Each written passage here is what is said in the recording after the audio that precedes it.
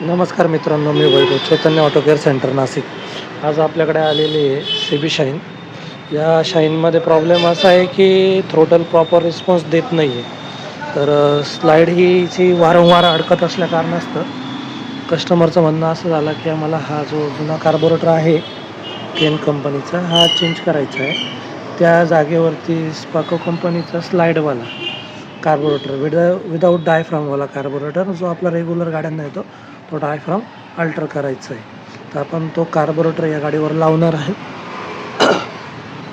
तुम्ही बघू शकता की आपण हा जो कार्बोरेटर आहे हा नवीन आणलेला आहे. अशा प्रकारे हा कार्बोरेटर असणार आहे मित्रांनो. बघू शकता यामध्ये स्लाईड येणार आहे, इथनं एक्सिलेटर केबल येणार आहे जे रेग्युलर बाईक्सला येतो ना आपल्या नॉर्मली त्यावाल्याला. आणि ॲक्च्युली याला TP सेन्सर वगैरे पण दिलेलं आहे. एकदम जेन्युइन फिटिंग असणार आहे मित्रांनो. तर आता आपण आणि केबल पण आपल्याला रेग्युलरवाली केबल लागणार आहे स्प्लेंडर प्रोची. ठीक आहे. तर आता आपण नॉर्मली हा जुना कार्बोरेटर आहे सर्वात पहिले खोलून घेऊया, त्यानंतर नवीन कार्बोरेटर फिटिंग करूया. चला बघूया. आता सर्वात पहिले याचे एक्सिलेटर वायर रिमूव्ह करून घेऊया.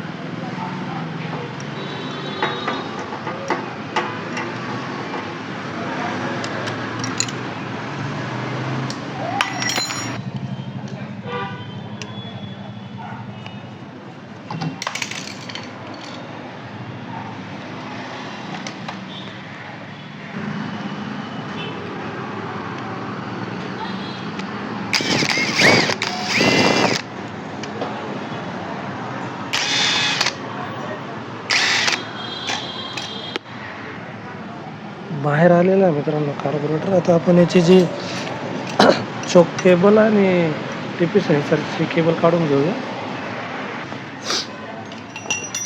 बाहेर कार्बोरेटर काढून घेतला मित्रांनो.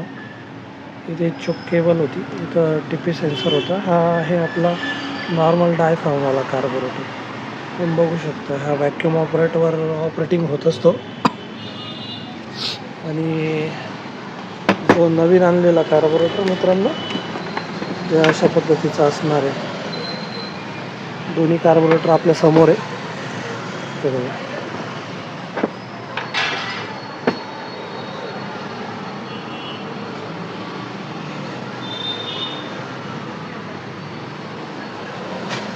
सगळ्यात बेस्ट वे कार्बोरेटर हा आहे मित्रांनो.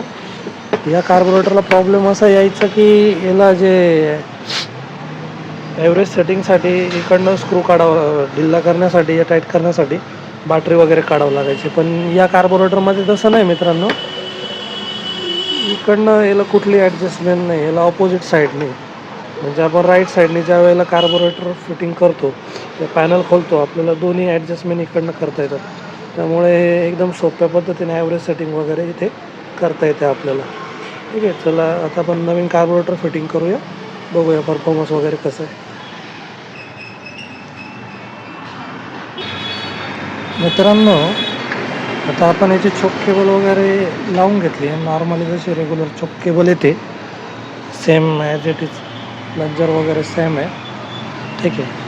ती चोक केबल लावून घेतली. तुम्ही बघू शकता TP सेन्सरचं कपलर एकदम प्रॉपर फिटिंग झालेलं आहे. त्यामुळे कुठलाही सेन्सर वगैरे डिस्कनेक्ट करण्याची काही आवश्यकता नाही आहे. कार्बोरेटर ह्या मुवमेंटला फिटिंग होणार आहे. ठीक आहे. त्यासाठी या असली केबल येणार आहे आणि स्लाईड वगैरे हे बघू शकता. हे बघा अशी स्लाईड आहे नॉर्मलीवाली.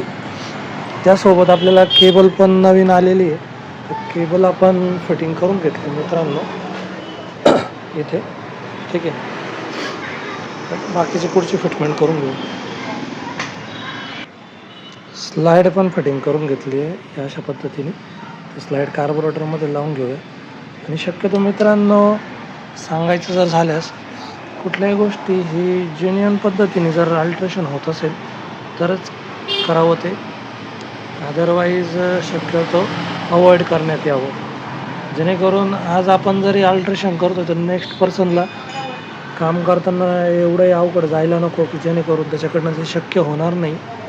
आता आपण ही जे ओरिजिनल फिटमेंट करणार आहे ते प्रॉपर आज आपल्याकडे कस्टमर नाही जरी आले तर उद्या दुसरं कुठेही त्यांनी काम केलं तरी त्यांना व्यवस्थितरित्या त्याचं समाधान होऊ शकतं आहे. ठीक आहे मित्रांनो, आता कार्बोरेटरवरती लावून घेऊया आणि मग त्यानंतर बघूया.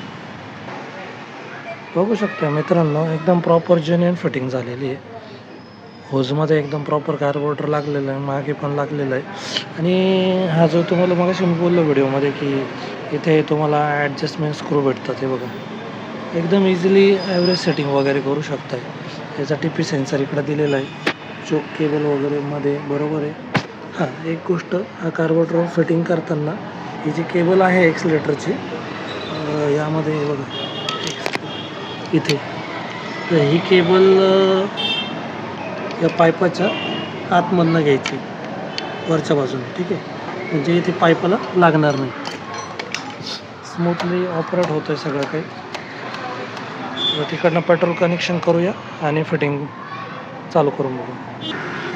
पेट्रोल पाईपची लेंथ पण एकदम परफेक्ट दिलेली आहे मित्रांनो, ना कमी ना जास्त.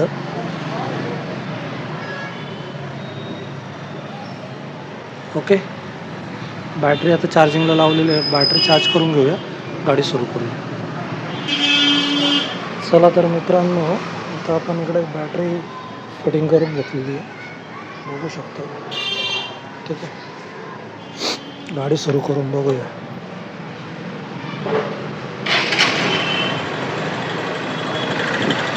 फर्स्ट सेलमध्ये मित्रांनो गाडी सुरू झालेली आहे. तुम्ही बघू शकता एकदम परफेक्टली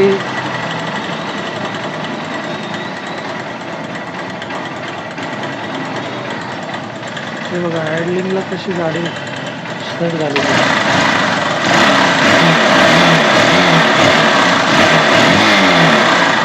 आणि कार्बोरेटरमुळे कुठल्याही प्रकारे पिकअपवर फरक नाही पडणार मित्रांनो, त्या बाबतीत तुम्ही निश्चिंत राहा. हा जो एअर पास होण्याचा होज आहे हा परफेक्टली ते पाठीमागे सेट करून द्यायचा, जेणेकरून कार्बोरेटरमध्ये पेट्रोल फ्लो प्रॉपर चाललं जाणार आहे. ठीक आहे, एकदम जेन्युइन फिटिंग झालेली आहे मित्रांनो. ठीक आहे, हे बघू शकता. CB शाईन मॉडेल आहे.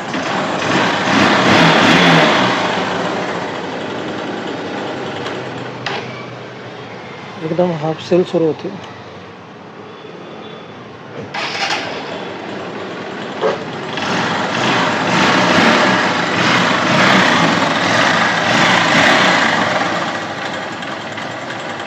व्हिडिओ आवडल्यास लाईक नक्की करा मित्रांनो. धन्यवाद. पुन्हा नवीन एखाद्या व्हिडिओमध्ये नवीन प्रॉब्लेमसोबत भेटूया.